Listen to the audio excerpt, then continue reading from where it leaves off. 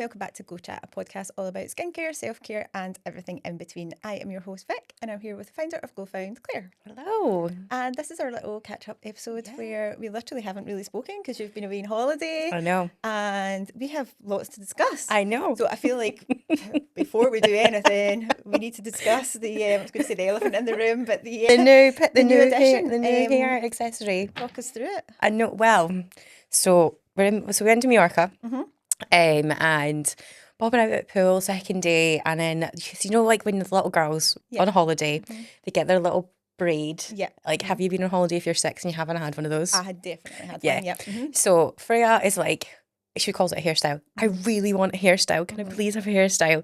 And we're like, right, okay. So there's a bit of drama around that because we don't have any cash on us. It's obviously cash in hand. God, so she was devastated the first day when she couldn't get it. And then, so she got it done. Holiday she picked ruined. it. Holiday was ruined. So then we got that. She got hers done. Everything was fine. And then the next day, did a mum not walk past?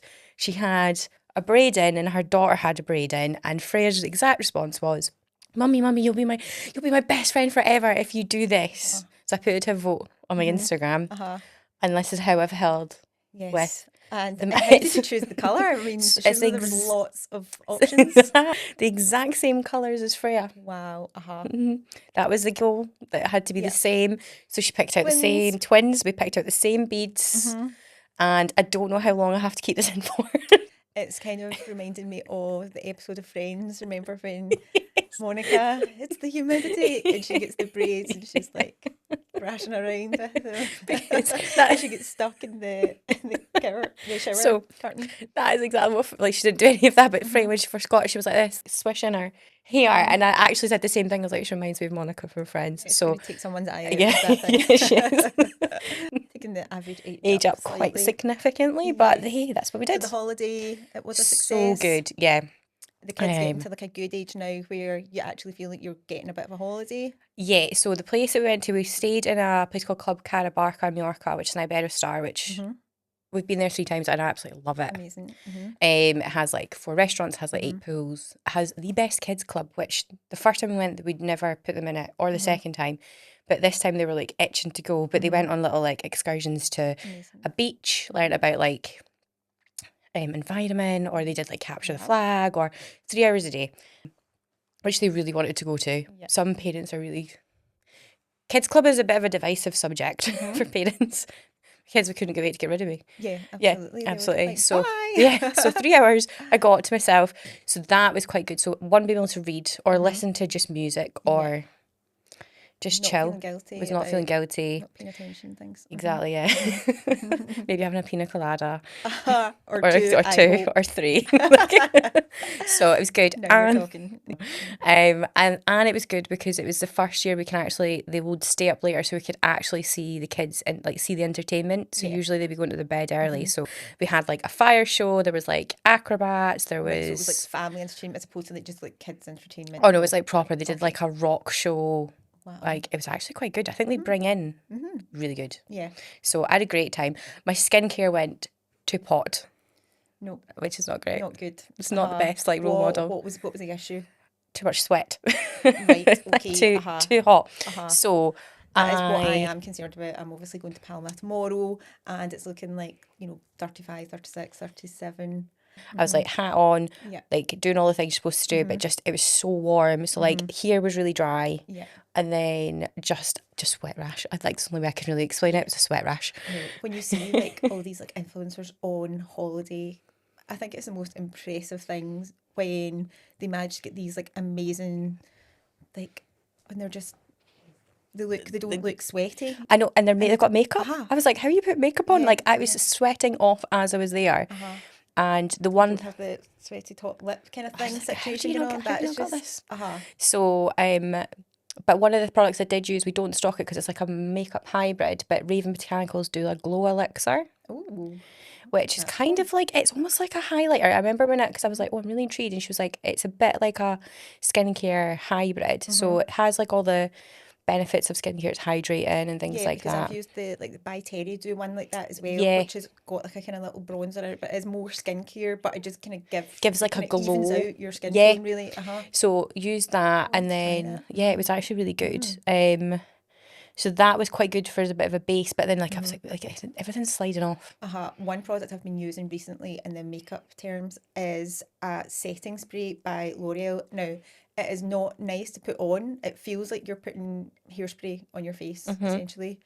But I really found a difference. Well, that's good. It really kind of like keeps your makeup on, like where it should be in place. Yeah, exactly. Well, so that's good to know. I would definitely, as I said, it's not like a nice little like facial mist or anything. It just feels like you're putting hairspray on your face, but it does really do the job. That's what it says it's supposed to do, which is keep it. Yeah.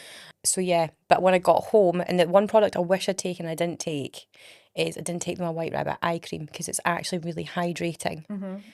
But when I got back, like there's two products if I've got dry skin. Well, one was my White Rabbit eye cream. The other one is the Lily Bee Sea Moss cream because it's so thick. Yeah. So that, a couple of days of those two. Just layer them on. I know, because your skin is looking great. Nice and glowy. So yeah, so my skin. Seeing all your little freckles are coming out. I know. As well. You can tell. You can tell you've been on holiday. Which was great. So we're like nearly at that 50 mark, which I feel like is such a big milestone. Absolutely. So that is what I have been up to on this holiday. Will be the hardest 50 people to convert as well. I know. I have been obviously getting ready to go on holiday and everything that comes along with that, getting ready. And I was at the Scottish Open on Friday, that's like my first ever time at like a golf tournament or anything like that. Friday we were so lucky. I mean, we are big on the kind of manifestation thing, so I was like, right, the day is going to be perfect, the weather's going to be so good. And when I looked at the weather during the week, and it was like, it'll be nice until like 11, 12 o'clock, and then it's meant to like rain in the afternoon. I was like, oh great, what do you wear, because it's going to be kind of warm. But anyway, we got there, it was absolutely glorious weather all day. There was like a nice little gentle breeze obviously coming off the coast, but it was actually just nice. It was just kind of cooling you down a little bit, because there's really no shelter there. So if you've been, whether it's raining or the sun, there's not really anywhere to kind of hide. So it was amazing. It was such a good day. As I said, that's the first time I've done anything like that, but already we're like definitely going back next year. But then the Saturday, obviously we were just there for one day. The play got suspended after like an hour or something like that, because the weather was so bad. How mental is it? Like, can go from being really nice to so bad. This was literally like, we left at like 7:30 at night. It was still warm, still not cold, anything like that. And then like 12 hours later, it was just like, obviously it was kind of foggy, the kind of hair coming in. But it was potent. So you're just looking at all these spectators standing with like hoodies on, waterproof jackets, like huge big like golf umbrellas. Just like, how is that the same place that we were? Like, I know. Reapplying. I know. SPF and everything like that. It was absolutely crazy. And it was good. It was nice again on the Sunday, because Fergus went on the Sunday and he was like, I need ice cream, I need sun cream. He probably needed ice cream as well. So it's just it's Scottish weather, typical Scottish weather. Honestly crazy. So we were so lucky that we got the Friday anyway. So it was great fun. Got to see like all our favourites. Got to see McIlroy, our favourite. So it was amazing. It was just so good. Like, I just love going along to all these kind of different events and things like that. It's just it's amazing just seeing it. Obviously I go along to like football and things. We were both along at a couple of weeks before in Edinburgh. The Williams, obviously we're like F1 people as well, huge F1 fans, and Williams brought the car along in the run up to the British Grand Prix, and it was on Castle Street in Edinburgh, and you got to see the car close up. Did the kids enjoy it? I'm not gonna lie, I feel like it was more me than the kids. So it was going to be just a me and Rudy thing, and Freya decided to gate crash. Right, okay. So love her, but we never get to do anything. Doesn't like to miss out. We never get to do things, the two of us. And so he did actually really enjoy it, but like he does watch a little bit of the F1. But I was more like, look at the car, look at that, and it has all the pictures of like the drivers. So I was trying to explain the drivers. Went over their heads, so I took them to like for lunch. There's a nice little sandwich shop just up, so I took them for lunch. That excited them more. At that age. But we got pictures. I had a great day. I know, it was really exciting, wasn't it? So just close up. And later on that day, just coincidentally, I was already in Edinburgh anyway, because going to see Susie Wolff, who's obviously the CEO of the F1 Academy. So that was really, really interesting. It was Edith Bowman that was interviewing her. It was like a Q&A thing. And it was really good as well. And I think it was just really good to see, obviously, there were so many women there as well. It was kind of predominantly women, I would say. And just like seeing how the sport has changed Yeah. over the years as well. Now, as someone who, like, I've been watching F1 my whole life, this is like, Yeah. in my family, it's always on. That's just my memories of Sunday. It's just like my mum cooking a Sunday roast and hearing like Murray Walker's voice in the background of the F1 and things like that. So, and even when I was at school, even the boys weren't really interested in F1 and things like that. No, It was like a really weird thing to like, it wasn't it really cool like it is wasn't. now. And yeah, so just seeing like the change in attitude towards it and things now as well. I was also talking about the British Grand Prix. A little bit of the kind of fallout from it was how many influencers were invited along to it. Interesting. And it's quite interesting looking at it from, I'm a Libra, I like to see things from like both perspectives as well. And even kind of like working in this industry, again, you kind of see it from both sides of it. So Yeah. basically the whole, people are kind of like cracking up at the fact that there's so many like influencers who have never shown any sort of interest in F1, being invited along by these brands, getting the red carpet rolled out for them and everything like that. And Yeah. people are saying, well, I've been watching F1 my whole life, why do they not invite just normal people as well? Which you kind of see. I mean, don't get me wrong, when I was watching the British Grand Prix, you see all these influencers, you're like green with envy because it just looks Oh, yeah. absolutely amazing. Oh, it did. So, so good. But at the same time as well, I think there's a difference. It's not black and white in the sense that, I mean, there are some influencers who posted really well about it and probably, encourage other people to kind of watch it and things like that as well. But I think it's different when you see some who go along, who, are making the most of all the hospitality and the free champagne. I mean, as you would. I mean, you would. But then at the end of it, not really contributing to any sort of conversation about F1 as well. I think that's the kind of big difference. Whereas there's other people who go along who, maybe even, I noticed it was a lot of F1 Academy that were hosting quite a lot of guests. So it was actually one of their sponsors, Wella, the hair brand. Okay, yeah. So it's not actually F1 themselves and it's not the teams, it's more the sponsors that are obviously doing all these kind of events and Yeah. things like that as well. And obviously F1 Academy is to try and get more females into the sport and things like that as well. So getting the brand and getting F1 in front of younger, especially female audiences is so powerful. Yeah. And I think, so it's interesting because I was listening to you, I was like, what's my kind of view on this? Because I'm like, again, like I was like, I can see both sides, but ultimately it's what the purpose is. Yeah. So if the purpose is that actually it's to encourage a broader market demographically and that could be female, that could be just more diversity. There's not a lot of diversity in F1.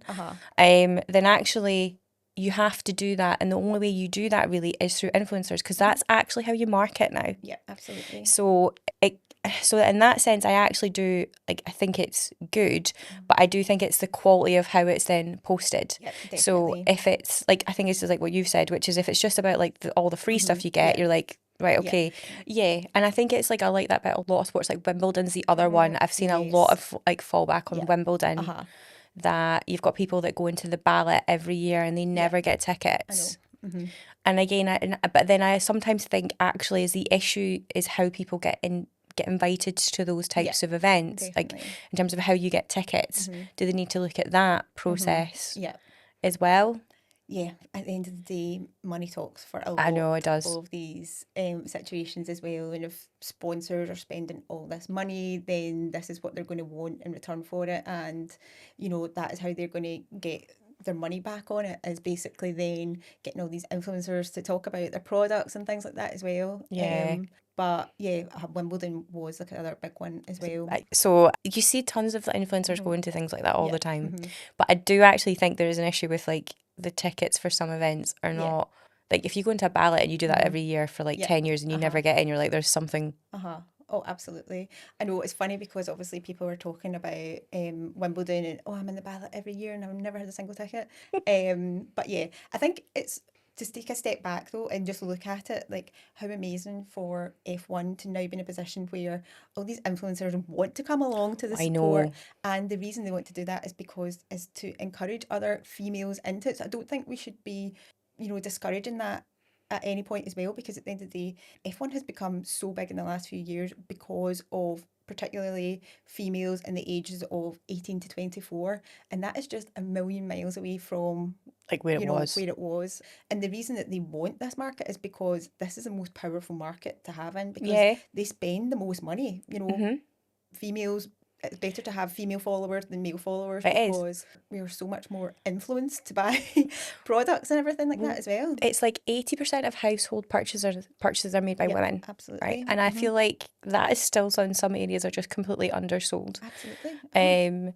And there's always this and I actually do think there's a genuine perception that women tend to control the house finances more than guys. And actually I'm like, why do you not play into that angle? Like, definitely. I know a bunch of mums that would love a day out. Take them to the F1. Oh, be absolutely. Great. Definitely.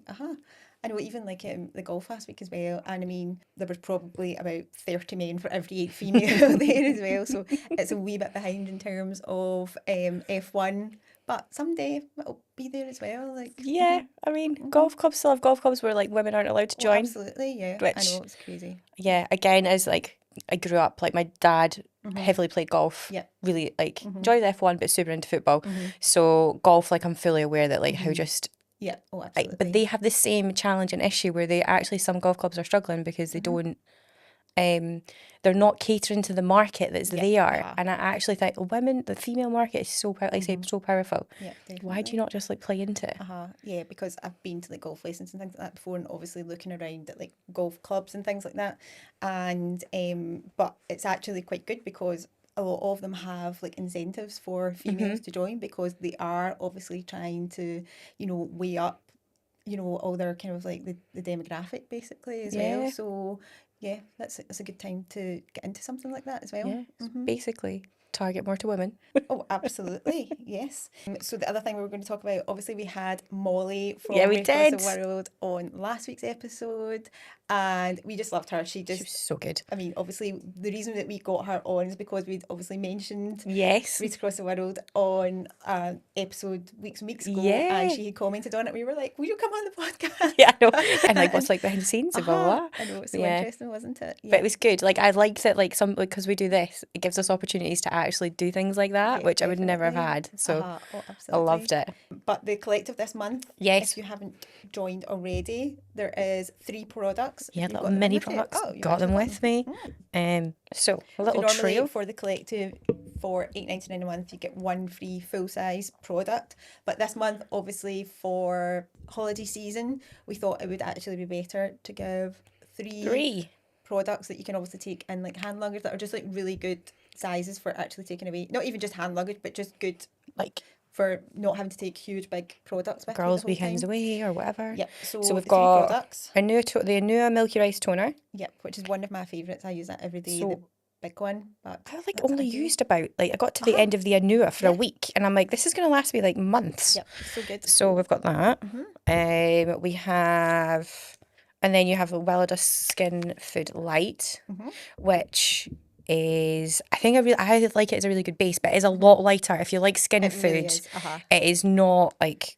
Am I going to do even this? when it comes out, it's like a lot more kind of liquidy than like it's because if you like Wimbledon skin food, you'll know what I mean. It's like almost like balmy. The original one's like really balmy. It smells nice as well. It's quite almondy.